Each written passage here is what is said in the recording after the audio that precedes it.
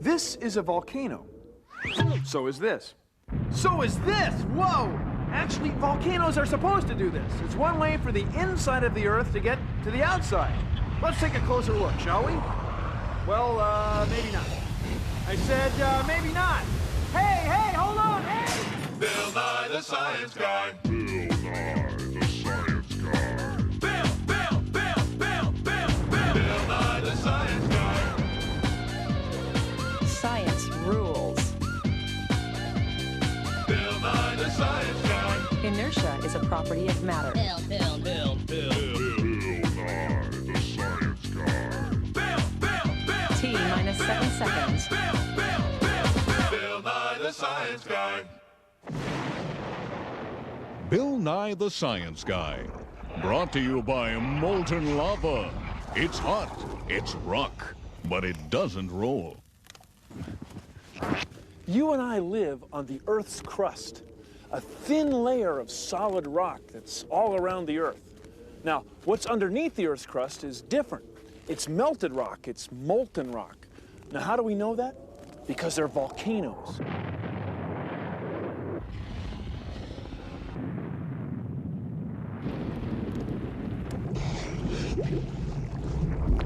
Let's say this loaf of bread is like the Earth. See? It's round like the Earth. And just like the Earth, it's got a thin, hard crust. But unlike the Earth, we can easily cut through it here in the lab. All we need is this table and this laboratory chainsaw.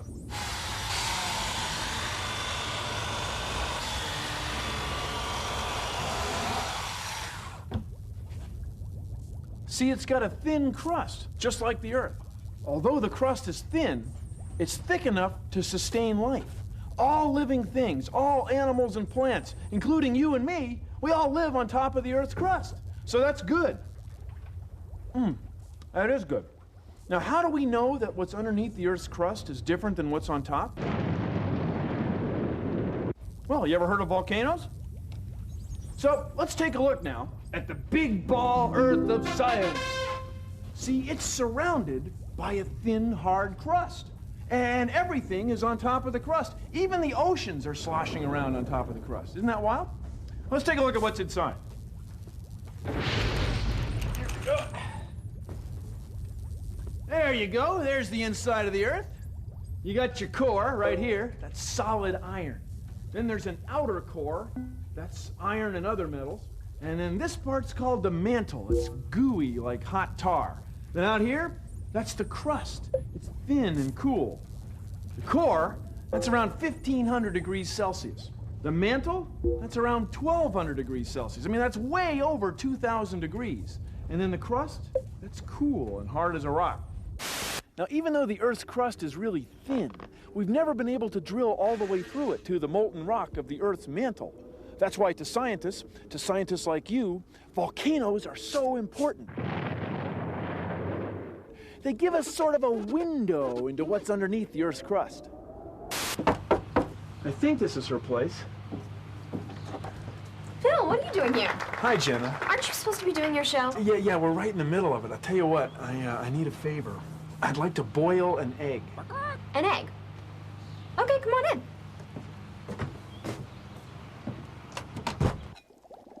You're doing that egg as the Earth demonstration, aren't you? Yeah, that's right, because the shell of an egg's a lot like the crust of the Earth. You know, you're absolutely right, Bill. And of course, it's the outside of the Earth, the crust that protects us from the inside, the core, the mantle, and all that really hot stuff that's happening only kilometers under our feet, right? Yeah, right. See, if the Earth were like an egg, the Earth's crust would be about as thick as an egg shell. Yeah, and the white is like the mantle, and the yolk is like the core. But of course, we can eat the egg. That's right. Science is great. And nobody cooks an egg of science like you do, Science Guy. Oh, golly, Jenna. Hey, don't you have a show to get back to? Yeah.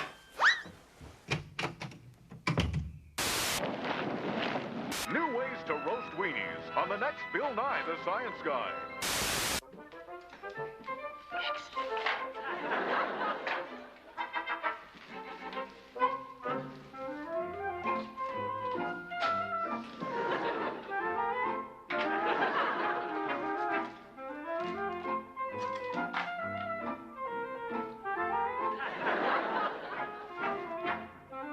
Richie, eat your crust.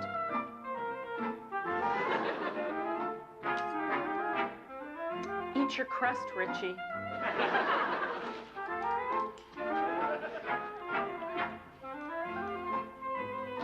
Son, eat your crust.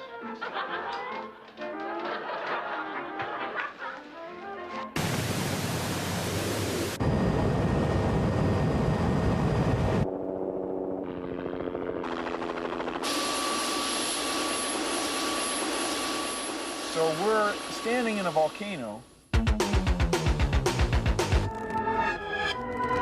DZ, you're addicted to volcanoes. Well, I am. They're one of my favorite things. I'm a geologist, and my specialty is volcanology. Now, where are we, Dan? Well, Bill, we're standing in the crater at Mount St. Helens, inside of what used to be the volcano before 1980. This is an explosive volcano. It blew up. Just blew up. It's not one of those oozing hot rock, hot lava volcanoes, no. It just builds up, and then... Mount St. Helens was erupting when some of the first pioneers and settlers came out to this area. Mount St. Helens was erupting.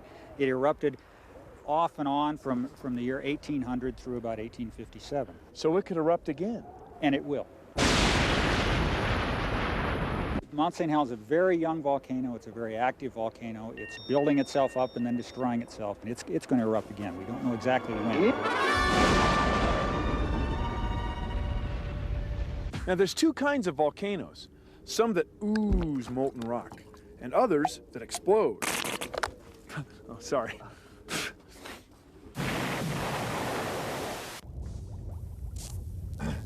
So, we're about to set off our laboratory scale model volcano of science.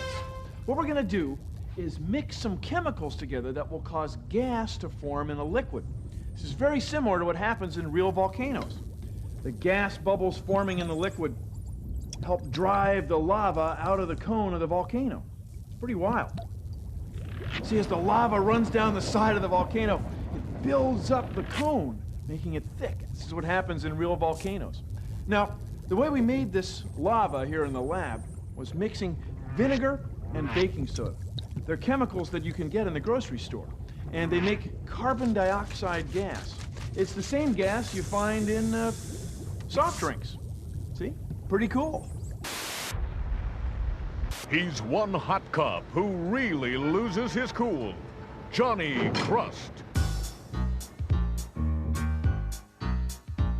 Who's the thinnest skinned cop in history? Who's burning down below? Whose temper flares with a white hot glare like a human volcano? Well, it's Johnny Crust, and it's just cool as you please. But internally, subdermally, he's 900 degrees. Johnny Crust, a cop you best not mock. Cause listen, bud, he ain't got blood, nor Johnny bleeds molten rock. 6 feet a cop, he just don't stop until he's made to bust. But Johnny's skin is paper thin, yeah, they call him Johnny Crust. He's Johnny Crust, better take his temperature. Cause if you ain't learned, bub, you'll get burned by Johnny's molten core. Johnny Crust, coming this fall on the Bill Nye Television Network. We were there for lunch. Magma is hot.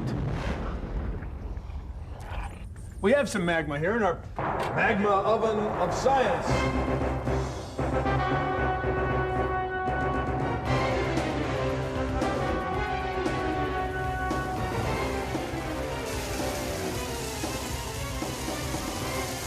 When I say hot,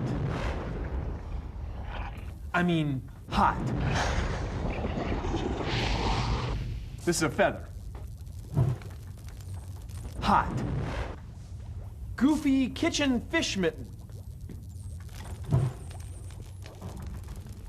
Hot. A wiener.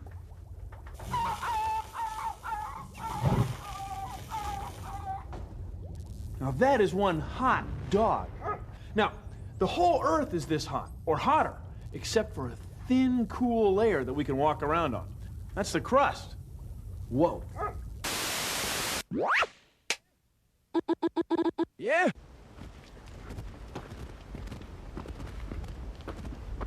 Do you guys realize what you've just been walking over? The guts of Mount St. Helens, the inside of a volcano. 40,000 years of rocks came spewing out and filled up this valley. So what we're going to do today is we're going to start monitoring the biological recovery. The volcano actually created habitat that has allowed a lot of life to come in, and come in great numbers. They're flourishing. I call this the reassembly of life, because one piece by one piece, all the players are coming back in. It's really getting interesting out in the volcanic landscape because there's so much going on. Richie, eat your crust. Son, eat your crust.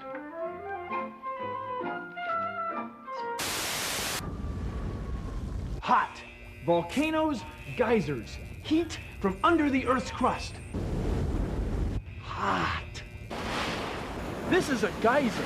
It's just like a volcano, except instead of erupting with melted rock or hot lava, it's boiling water and steam.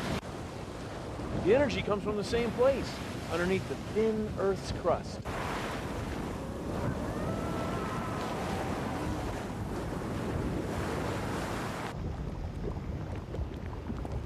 Geothermal science! You can make your own geyser right at home.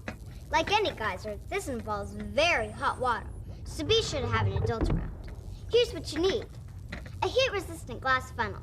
If it's glass, it has to be heat-resistant. Hence the term, heat-resistant glass. Next, you need a pot to boil the water in. This kind of geyser looks the coolest in a glass pot. Set the funnel in the pot and get the water boiling. The tin foil acts like the Earth's crust. In a few moments, you'll have a geyser. The water boils in the bottom of the pot, making water vapor. The vapor expands and forces water out of the tube. But the water doesn't come out all at once like a hose. Instead, it pulses. It only squirts once in a while. The same is true in the Earth. Like Old Faithful, the pressure builds up and forces water out of the ground. Not that bad.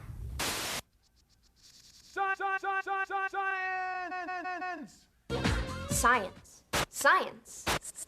Science. Hello. Today on Consider the Following, I'd like you to, well, consider the following. You and I are sitting on the Earth's crust, and it seems pretty solid, doesn't it?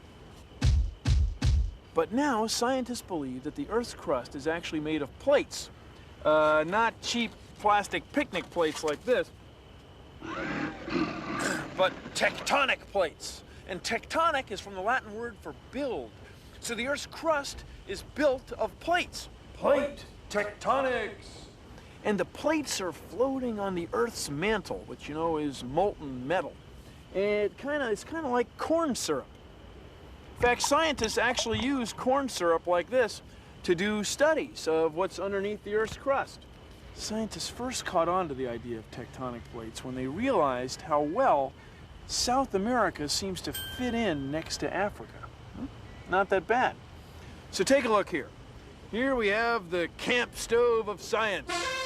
And in it we have models of tectonic plates. See, right now they're all together. And scientists believe that at one time, all the plates of the Earth's crust were one piece called Pangea. And Pangea, well, that means whole Earth, see? Not that bad. Let's say this is the Earth's crust. You see, where the plates, the tectonic plates, are spreading apart, that's where we get volcanoes. And where the plates are coming together, that's where we get mountains.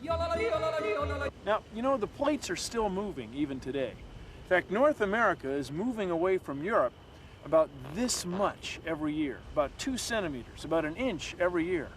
Well, thanks for joining us on Consider the Following.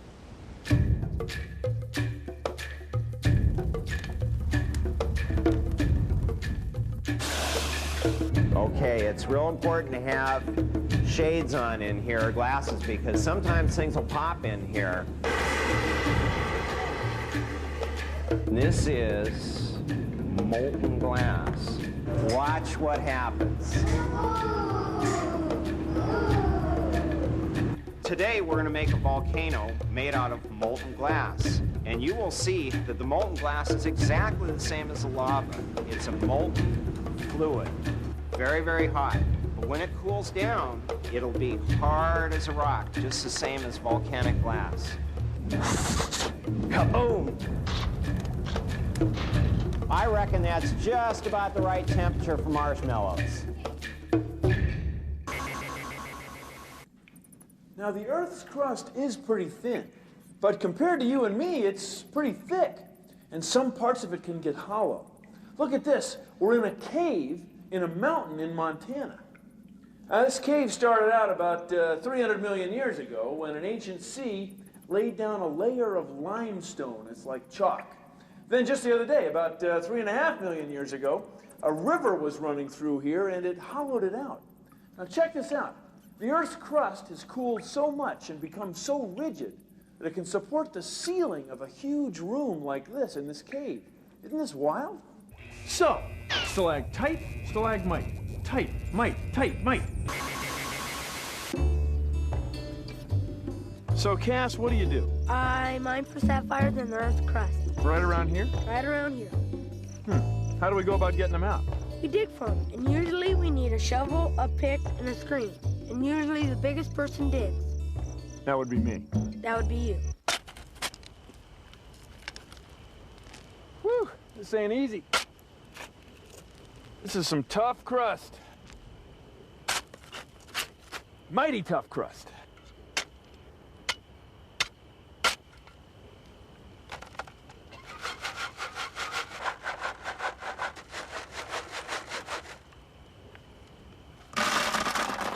That was the easy part. Now it's time for the hard part. The hard part. The hard part.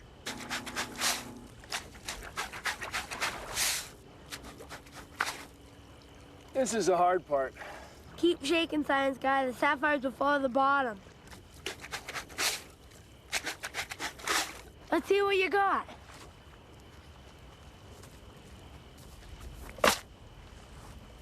Wow.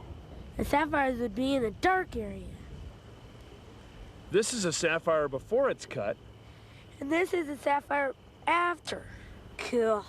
Very cool. Shifting tectonic plates cause earthquakes. The plates are always moving. If you were standing here, you'd be saying, "Whoa!" This is a device that monitors the movement of the Earth's plates. It's a seismograph, and it detects earthquakes. Some earthquakes are small, some are very big, and some are huge. Whoa! Here's a cool trick you can do to show you how scientists know that the Earth's core is solid. See, let's say this is the Earth. Now, when an earthquake happens somewhere over here, people feel it on the other side of the Earth, way over here. Now, let's say we could cut the Earth in half. We'd get what? Right, a circle. Maybe a circle like this one. Roger, you ready to help with the demonstration? Roger. Let's say this can is the Earth's core, and this flashlight is like an earthquake happening somewhere in the world. Let's say right here. Roger? It's like people on the other side of the world feeling earthquakes. As you can see, I can't see the light. As I come over here, I can. So he makes a mark. And I come over here, and I can still see it. So he makes another mark. Now let's say there's an earthquake happening somewhere else. Let's say over here. I still can't see it in the middle, but I come over here, I can see it. So Roger makes a mark. And I can come back over here and see it again. And he makes another mark. Now we're going to do what scientists like to call connect the dots. Here you go, Roger. Let's start with our second earthquake there. This would be line number 1, number 2, and number 3, and line number 4. Look, now we have the same shape and size as the can. See, scientists figure if the Earth were liquid all the way through, when an earthquake happens on this side, people would feel it all along on this side. But that's not what happens. Something blocks the earthquake waves. That's why scientists figure the Earth has a solid core. And from here to here, it's 2,800 kilometers. That's filthy.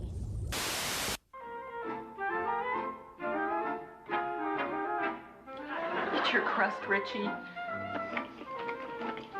Richie, eat your crust.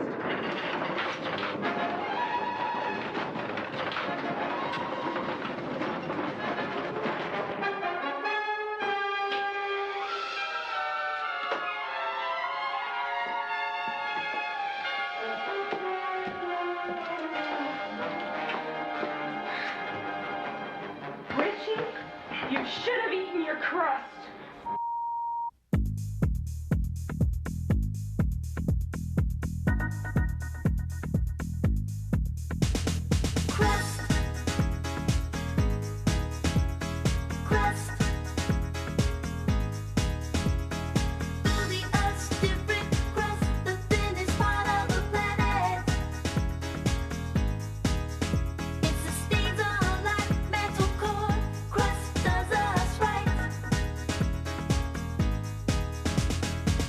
Tectonics are the key, changing things on land and sea. Volcanoes, earthquakes and such bring up all kinds of stuff. Without crust, we'd all die. Keeps all the magma down inside. It's really cool now, don't you see? Here comes the word, now sing with me. Crust. Crust. Through the Earth's different crust, the thinnest part of the planet. Crust. It sustains our life, mental core. Crust does us right. Crust.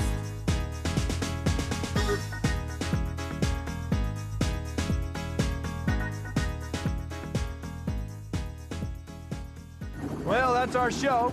Kinda hot. I mean, cool. Well, you know what I mean. You guys fly safely. I've got some serious volcanology to do. See you around the crust. Produced in association with the National Science Foundation.